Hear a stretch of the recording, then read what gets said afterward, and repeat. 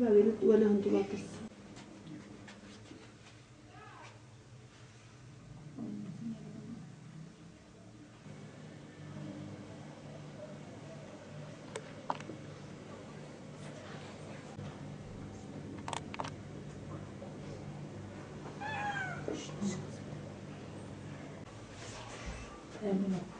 Tamam git uyu.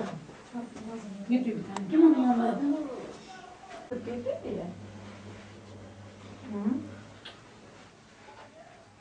شاي كريه مثلا بنا ما بدر على شيء كريه يعني ما استرام تدهيا خدينا ما بزانا ما مش خازن جو مجبر بنا يردمجي زلامي من خوشه كچام اشتر بيجم يعني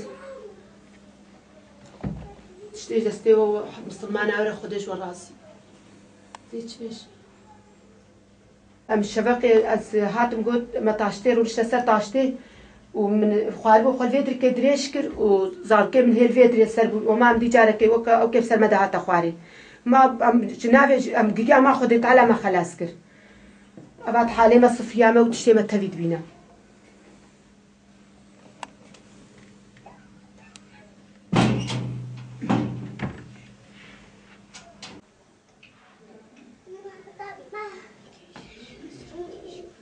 Sabahleyin biz yemek kahvaltı ederken birden tavan bizim üzerimize çöküldü. Ölmekten kurtulduk birden. Sonra Allah bize yardım etti.